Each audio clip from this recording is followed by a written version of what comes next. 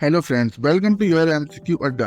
दोस्तों, आज के इस सेशन में हम 8 अगस्त की सभी महत्वपूर्ण खबरों को डिस्कस करेंगे, तो इस लेक्चर को बड़े ध्यान से देखिएगा। तो चलिए आज के इस लेक्चर को स्टार्ट करते हैं। ये रहा आपका पहला क्वेश्चन। हाल ही में पेरिस ओलंपिक में विनेश फोगाट को किस भार वर्ग में अयोग्य घोषित किया गया है? तो यह किया गया है 50 किलोग्राम भार वर्ग में। डिटेल जानते हैं। भारतीय पहलवान विनेश फोगाट को 50 किलोग्राम स्वर्ण पदक के लिए आवश्यक वजन पूरा न कर पाने के कारण पेरिस ओलंपिक 2024 से अयोग्य घोषित कर दिया गया है। रिपोर्ट के अनुसार फोगाट कथित तौर पर स्वीकृत वजन सीमा से केवल 100 ग्राम अधिक थी, जिसके कारण उन्हें अयोग्य घोषित किया गया।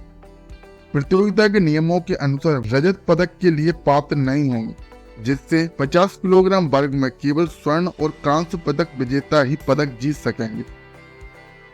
बता दें कि 6 अगस्त को फोगाट ओलंपिक के फाइनल में पहुंचने वाली पहली भारतीय महिला पहलवान बनी।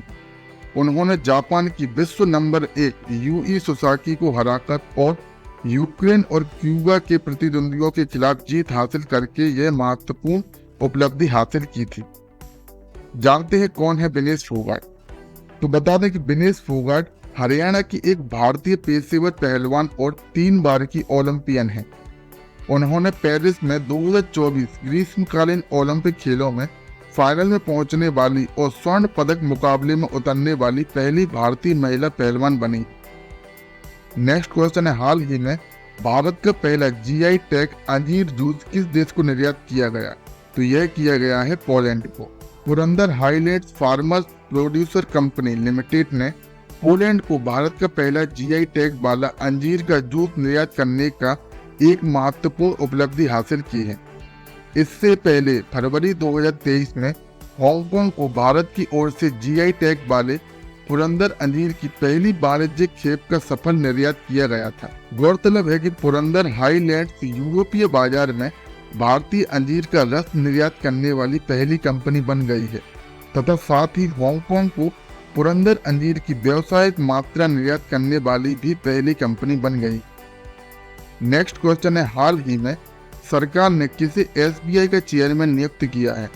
तो यह किया है चल्ला श्रीनिवासलु शेट्टी को। हाल ही में 6 अगस्त 2024 को कैबिनेट की नियुक्ति समिति ने स्टेट बैंक ऑफ इंडिया के चेयरमैन के रूप में चल्ला श्रीनिवासलु शेट्टी को नियुक्त किया है।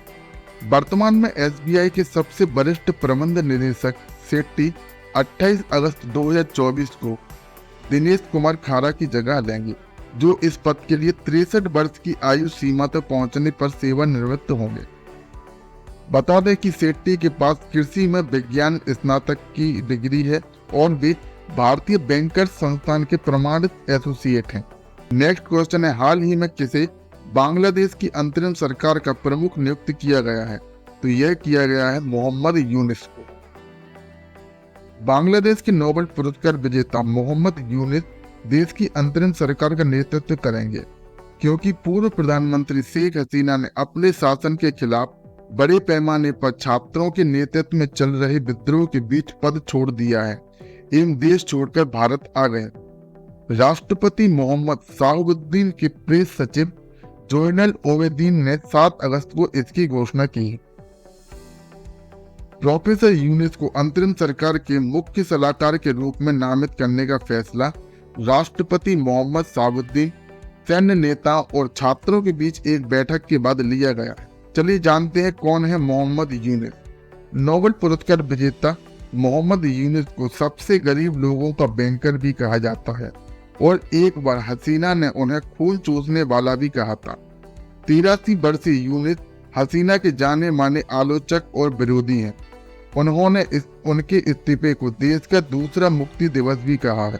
पेशे से अर्थशास्त्री और बैंकर, यूनिस को 2006 में गरीब लोगों की खासकर महिलाओं की मदद के लिए माइक्रो क्रेडिट के इस्तेमाल में अग्रणीय भूमिका निभाने के लिए नोबेल शांति पुरस्कार से सम्मानित किया गया था। नेक्स्ट क्वेश्चन है, हाल ही में खबरों में रही नंदिनी सहकार योजना किसके द्वारा लॉन्च की गई है?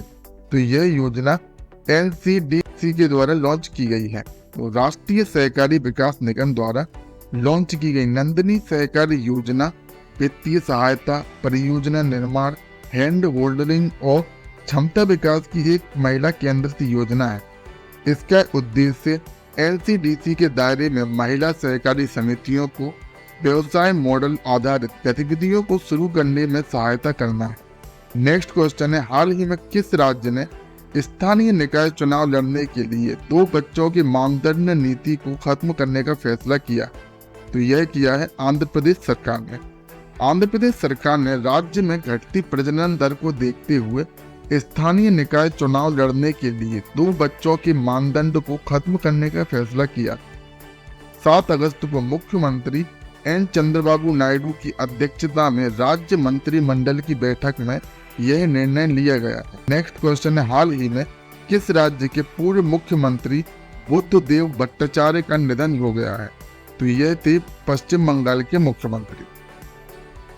पश्चिम बंगाल के पूर्व मुख्यमंत्री और वरिष्ठ नेता बुद्धदेव भट्टाचार्य का 8 अगस्त को कोलकाता के पाम एवेन्यू स्थित उनके आवास पर निधन हो गया। बुद्धदेव कुछ वर्षों से क्रॉनिकल ऑब्स्ट्रक्टिव पल्मोनरी डिसीज से पीड़ित थे। बता दें कि उनकी उम्र 80 वर्ष थी। वर्ष 2000 में उन्हें मुख्यमंत्री बनाया गया, जब देश में सबसे लंबे समय तक मुख्यमंत्री रहे ज्योति बसु ने स्वास्थ्य कारणों से पद छोड़ दिया था। मुख्यमंत्री के रूप में उन्होंने 2001 और 2006 में विधानसभा चुनावों में वाम मोर्चे को लगातार जीत दिलाई थी। नेक्स्ट क्वेश्चन है, केंद्र शासित प्रदेश जम्मू कश्मीर का पूर्णकालिक डीजीपी किसे नियुक्त किया गया है? तो यह किया गया है आर स्वैन को। गृह मंत्रालय ने हाल ही में आर स्वैन को जम्मू कश्मीर का पूर्णकालिक डीजीपी नियुक्त किया है।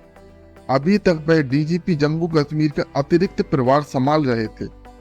भारत सरकार के अवर सचिव गृह मंत्रालय द्वारा जारी आदेश के अनुसार स्वैन को कार्यभार संभालने की तारीख से 30 सितंबर 2024 तक या अगले आदेश तक डीजीपी के पद पर नियुक्त किया गया है। नेक्स्ट क्वेश्चन है, केंद्र सरकार ने केरल के किस पक्षी अभ्यारण्य को मयूर अभ्यारण्य घोषित किया है? तो यह किया है ए और बी दोनों। केंद्रीय पर्यावरण, वन और जलवायु परिवर्तन मंत्री ने 5 अगस्त को कहा कि केंद्र सरकार ने कर्नाटक के आदि चुंचनगिरी और केरल के चूल चुन्नार को मोर अभ्यारण्य घोषित किया है। बता दें कि भारतीय मोर तीतर नामक पक्षियों के समूह की एक प्रजाति है।